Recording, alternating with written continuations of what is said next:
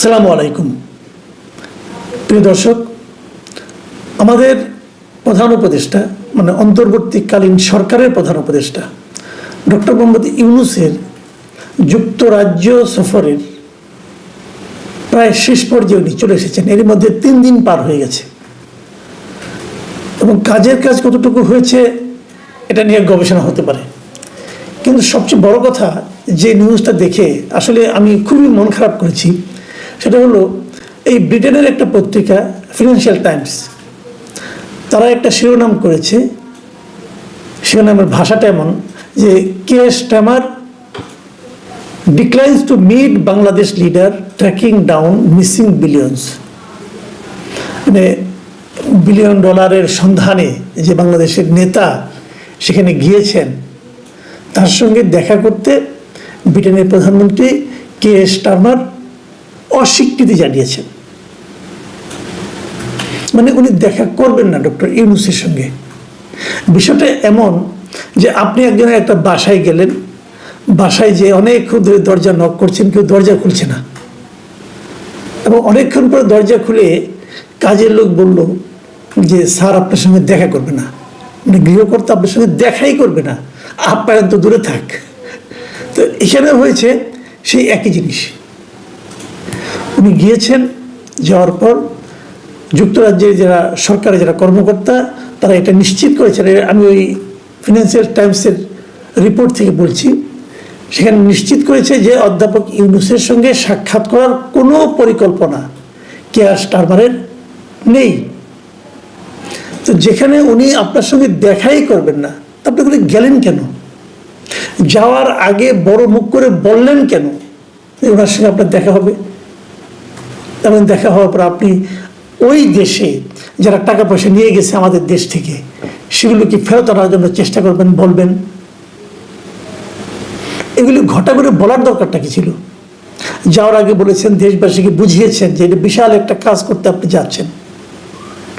আসলে আপনি গেলেন কেন? এটা কি কোনো রাষ্ট্রীয় সফর ছিল? দুই দেশের মধ্যে কোনো দ্বিপাক্ষিক সফর ছিল? কিছুই ছিল না। এটা ছিল ডক্টর ইউনূসের একটা ব্যক্তিগত সফর। মানে উনি একটা পুরস্কার পাবেন, যে পুরস্কার পাবেন সেটাও আবার এক জটিল পুরস্কার। সেই পুরস্কারের যে তালিকা আমরা পেয়েছি সেই তালিকায় ওনার নাম নাই। মনে হয় কোনো সান্ত্বনা পুরস্কার হবে আর কি, জানি না। খুব গুরুত্বপূর্ণ কোনো পুরস্কার তা মনে হয় না। যে লোক নোবেল প্রাইজ পেয়ে গেছে তাকে এই পুরস্কারের জন্য লালায়িত হতে হবে কেন? উনি গেছেন, এয়ারপোর্টে নেমেছেন, কোনো রাষ্ট্রীয় প্রটোকল ওনাকে দেওয়া হয়নি। ডক্টর ইউনূস এরকম অনেক পুরস্কার পেয়েছেন, পাওয়ার জন্য বিভিন্ন দেশে ভ্রমণ করেছেন, কোনো আপত্তি নাই আমাদের। কিন্তু সেই ইউনূস আর আজকের ইউনূসটা এক না। আগে উনি কত জায়গায় কি পুরস্কার পেয়েছেন, কি পুরস্কার পেতে যে সম্মান পেয়েছেন নাকি অসম্মানিত হয়েছেন, সেগুলো আমাদের গায়ে লাগে নাই তখন, কারণ তখন ইউনূস ছিলেন একজন ব্যক্তিমাত্র। এখন কিন্তু ডক্টর ইউনূস একজন ব্যক্তিমাত্র নয়, উনি এখন এই দেশের প্রধান নির্বাহী, বাংলাদেশ সরকারের প্রধান ব্যক্তি। উনি যদি যে কোথাও অপমানিত হন, উনি যদি কোথাও যে অসম্মানিত হন, সেই অপমান কিন্তু কেবলমাত্র ডক্টর ইউনূসের গায়ে লাগে না, এই পুরো দেশের জাতির গায়ে লাগে। যে কারণে এরকম পদে যখন কেউ যায় তারা সবসময় খেয়াল রাখার চেষ্টা করেন যে আমার কোনো আচরণকে আমার দেশের সাধারণ নাগরিককে, আমার দেশের পাবলিককে, পিপলকে অসম্মানিত করে কিনা। এটুকু বোঝার মতো যদি ক্ষমতা না থাকে, বোধ বুদ্ধি না থাকে, তাহলে উনি এত বড় বড় দায়িত্বে যান কেন? উনি ইংল্যান্ড চলে গিয়েছেন, যে নিয়ে ওনার সঙ্গে আবার অবধারিতভাবে ছায়ার মতো থাকে ওনার প্রেস উইং। এখানে তো বহুত মাতবর আছে এবং বহুত মহাজ্ঞানী লোক আছে, তারা হুট করে বলে বসে তাকে নাকি কোনো এমপি বলেছেন যে কেয়ার স্টারমার এখন দেশেই নাই, কানাডায় আছেন। পরের দিন আমার বলতেছেন যে সম্ভবত নাকি বলেছেন যে আমি কোনো ভুল বলি নাই, মিডিয়াগুলো সেটাকে নাকি বিকৃত করেছে। আরে বাবা, তুমি সম্ভবত বলবা কেন? তুমি তো কোনো মানে সাধারণ মানুষ, তুমি সরকারের প্রধান উপদেষ্টার প্রেস সেক্রেটারি, তার সঙ্গে আবার সিনিয়র সচিব, তুমি সম্ভবত বলো কেন? তোমাকে সম্ভবত বলার তো নেই। তুমি যেটা বলবা সেটা অফিসিয়াল ইনফরমেশন, সেটাই হলো অফিসিয়াল ভাষ্য হবে। যিনি অফিসিয়াল ভাষ্য দিতে জানেন না তাকে দিতে বলা হয় কেন? তার ওখানে যেতে হবে কেন? আমি ভাই বাংলাদেশে আছি অনেক বছর, কোনো প্রেস সেক্রেটারি এত মানে পলিটিক্যাল বক্তব্য দিতে এর আগে আমি আর দেখিনি। মনে হয় যেন উনি একটা রাজনৈতিক পদে আছেন। উনি গিয়ে ডক্টর ইউনূসের রাজনৈতিক উপদেষ্টা, ওই পদে বসাই দিলেই তো হয়, সমস্যাটা কি? একটা এলোমেলো অবস্থা, লেজে গোবরের অবস্থা। পুরো দেশের মানুষের কাছে বেইজ্জতি, বিদেশের কূটনীতি বিদেশের কাছে বেইজ্জতি। ব্রিটেন তো আপনাকে বেইজ্জতি করেই ছাড়লো, কেন? আপনি যদি ভাবেন যে কেন একটা প্রধান নির্বাহীকে, রাষ্ট্রের প্রধান নির্বাহীকে ব্রিটেনের প্রধানমন্ত্রী বা দেখা দিলেন না কেন? একবার চিন্তা করে দেখেছেন কেন দিলেন না? এই চিন্তা করার ক্ষমতাটা কি এই সমস্ত লোকগুলো আছে? খুবই আমি বিস্মিত হয়েছি, এত বড় একটা দেশে যাচ্ছে যেখানে আমাদের পররাষ্ট্র মন্ত্রণালয়ের কেউ নাই সঙ্গে, পররাষ্ট্র উপদেষ্টা নাই, পররাষ্ট্র সচিব নাই। তাহলে কেন এই ধরনের দ্বিপাক্ষিক বৈঠকগুলো তো এরা যায়? কেউ যায়নি। কিন্তু গভর্নর, বাংলাদেশ ব্যাংকের গভর্নরকে নিয়ে গেছে না, দুদক কোনো বিশ্বাসযোগ্য প্রতিষ্ঠান বর্তমানে বাংলাদেশে দুদক তৈরি হওয়ার পর কখনো এটা কোনো লেভেলে বিশ্বাসযোগ্য প্রতিষ্ঠান ছিল?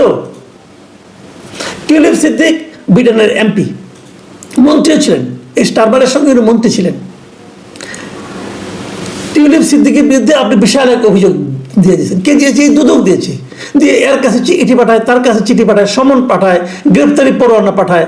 তো এই টিউলিপ সিদ্দিক তো স্টারবারের সহযোগী, এখন ওখানে এমপি আছেন উনি। এবং ওনার ব্যাপারে, ওনার বিরুদ্ধে যে সমস্ত দুর্নীতির অভিযোগ আমাদের দুদক তুলেছে, সেটাকে তদন্ত করার জন্য স্টারমার আবার ওখানকার যে সংশ্লিষ্ট ব্যক্তি যিনি আছেন, সবচেয়ে পাওয়ারফুল লোকটা, তাকে নিয়োগ করেছেন এবং উনি সেই তদন্ত করে ওনাকে ক্লিন চিট দিয়েছেন। বলছেন না, টিউলিপ সিদ্দিকের যে সমস্ত অভিযোগ তোলা হয়েছে সেগুলো ঠিক না। তো স্টারমার কি বিশ্বাস করে? উনি বিশ্বাস করেন তার সহকর্মী টিউলিপ সিদ্দিক নির্দোষ। আর আপনি যাচ্ছেন বলার জন্য যে টিউলিপ সিদ্দিকি চোর, তার বিরুদ্ধে গ্রেপ্তারি পরোয়ানা আছে। মানে যদি টিউলিপ সিদ্দিক এসে আসে, তাকে গ্রেপ্তার করা হবে। তো উনি কি আপনাকে পছন্দ করবে? আপনাদের লাল গালিচা বিছায় রাখবে যে আপনি আসেন, আপনার সঙ্গে আলাপ করি, আপনার সঙ্গে টিউলিপ সিদ্দিকে ধরাই দেয়? কারণ উনি তো বলছেন যে আমরা তদন্ত করে পেয়েছি সে নির্দোষ। টিউলিপ সিদ্দিক নিজেও একটা চিঠি আপনার কাছে লিখেছেন, ডক্টর ইউনূসের কাছে, যে উনি বলতে চেয়েছেন যে আপনারা যেগুলি করছেন সেগুলি এক পেশে। আমার উকিলের সঙ্গে দুদকের উকিলরা আলাপ করে না কেন? আমার উকিল তো নক করেছে, বলেছে, কোনো সাড়া নাই। ডক্টর ইউনূস কি বলেছেন? যে না, এটা আইনগতভাবে সমাধান হবে। তো উনি তো আইনগতভাবে আপনার কাছে ক্ষমা চাইতে চিঠি লেখেন নাই। উনি চিঠি লিখেছেন ওনার অবস্থাটা ক্লিয়ার করার জন্য। উনি চিঠি লিখেছেন যাতে নাকি ওনার আইনজীবীর সঙ্গে দুদকের আইনজীবী সহযোগিতা করে ইনফরমেশন দিয়ে যে তারা কি জানতে চায়, যাতে ওরা জবাব দিতে পারে। আপনি জবাব চান না তো, আপনি মানুষকে ডিফেম করতে চান। তো ডিফেম করতে চান যে যাদেরকে, তাদের এখানে গেছেন, ডিফেম হয়ে আসতেছেন। এখন মান সম্মান থাকে আর কিছু? যদি উনি আমি আপনাকে গ্যারান্টি দিয়ে বলি, যদি উনি প্রধান উপদেষ্টা না হতেন, কেবল ডক্টর ইউনূস হতেন, কেবল নোবেল বিজয়ী ডক্টর ইউনূস হতেন, উনি কিন্তু স্টারমারের সঙ্গে দেখা করতে পারতেন। কিন্তু এখন তো উনি একটা রাজনৈতিক প্রতিপক্ষ হয়ে গেছেন। এই জিনিসটা বোঝার মতো, উপলব্ধি করার মতো যাদের ক্ষমতা নাই, যাদের সেই যোগ্যতা নাই, তারা এত বড় দায়িত্ব নেয় কেন? দেখুন, কেন দেখা করে না, আমি একটু আপনাদেরকে বিশ্লেষণ করে বোঝানোর, মানে উপলব্ধি করার চেষ্টা করি, আপনাদের সঙ্গে শেয়ার করি আর কি। ঘটনাটা ঘটেছে কিভাবে দেখেন। আপনারা কি জানেন যে এই মুহূর্তে ব্রিটেনের সঙ্গে ইন্ডিয়ার সম্পর্কটা কেমন? ব্রিটেনের সঙ্গে ইন্ডিয়ার এরই মধ্যে ফ্রি ট্রেড এগ্রিমেন্ট হয়ে গেছে এবং সেই ট্রেড এগ্রিমেন্টের কারণে 2030-এর মধ্যে ব্রিটেনের সবচেয়ে, মানে আপনার ব্রিটেনের যে ব্যবসা, তার বাজার ভারতে বেড়ে যাবে কয়েকশো বিলিয়ন ডলার এই ফ্রি ট্রেড এগ্রিমেন্টের ফলে।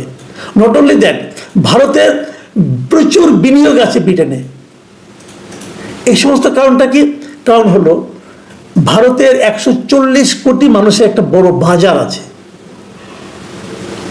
ইউরোপে কিন্তু এখন মন্দা চলছে। এই ট্রাম্পের এই সমস্ত উল্টাপাল্টার সিদ্ধান্তের কারণে ইউরোপে কিন্তু বাণিজ্যিক মন্দা চরম আকার ধারণ করেছে। বাজারের জন্য দরকার কি? মানুষ দরকার, ক্রেতা দরকার। এই মুহূর্তে ভারত অনেক বড় একটা বাজার, সেই বাজারে ব্রিটেন ঢুকতে চায় এবং ভারতের সঙ্গে তারা চুক্তিও করেছে।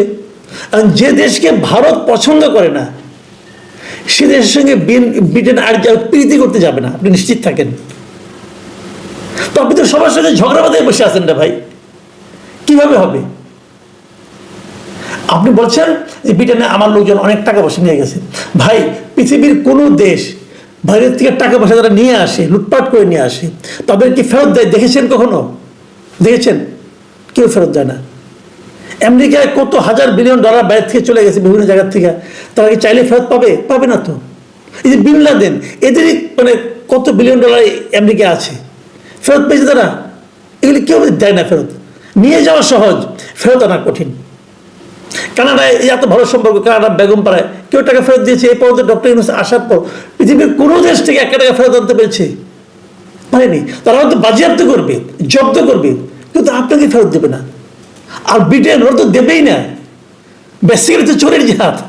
আপনি ভাবেন এই আমাদের পাক ভারত উপমহাদেশের সবচেয়ে পৃথিবীর গর্বের বস্তু বলা হয় না একটা, যে ওই মহিষ সিংহাসনের মধ্যে যেটা ছিল কোহিনূর, পৃথিবীর সবচেয়ে দামি হীরা যেটাকে বলা হয়, সেই কোহিনূর কোথায় এখন? সেই কোহিনূর এখন ব্রিটেনের রানীর মুকুটের মধ্যে ছিল। ওটা তো আমাদের প্রপার্টি, ওরা তো নিয়ে গেছে চুরি করে, তাই না? ফেরত দিছে। আচ্ছা, আমরা মাঝে মাঝে বলি না যে পাকিস্তান আমাদের কাছ থেকে এত জিনিস লুটপাট করে নিয়ে গেছে, আমরা পাকিস্তানের কাছে এত হাজার কোটি টাকা পাই, বলি তো, দাবি করি, অমুক করি তমুক করি। পাইছে 1 টাকা? কেউ ফেরত দেয়? ফেরত দেয় না। পৃথিবীর সবচেয়ে কঠিন কাজ হলো নিজের টাকা অন্যের কাছ থেকে আদায় করা। সেই কাজ করতে ডক্টর ইউনূস গেছেন এমন এক দেশে যেখানে নাকি আবার তারা মনে করতেছেন যে ওই প্রধানমন্ত্রী যিনি খুবই ঘনিষ্ঠ টিউলিপ সিদ্দিক, সে নাকি চোর, তাকে চোর বানাতে যাচ্ছেন আপনি। পাবেন ভাই, এত সহজ না। যাই হোক, সেগুলো তারা করুক যদি পারে, আমার কোনো আপত্তি নাই। কিন্তু আমার কথা হলো, এর মাধ্যমে আপনি যে জাতিকে অপমান করছেন, এটার কি হলো? আপনি এক জায়গায় যাবেন, তার সাথে আলোচনা করছেন, আমরা তো এমনি তো দেখি, আমরা তো ভাই বোনের সঙ্গে দেখা করতে গেলেও কিন্তু ফোন করে যাই যে তুমি কি আছো, আমি কি আসবো বিকালবেলা, ফোন করে যাই। আর আপনি হুট করে চলে গেলেন। মানে কূটনীতি মানে একদম অ-ক-খ যারা জানে তারাও বলবে এটা হলো সেধে পরে বেজ্জতি হওয়া। তো দেশটাকে এভাবে বেজ্জতি করেন না ভাই। প্রিয় দর্শক, এখন এই পর্যন্তই। আল্লাহ হাফেজ।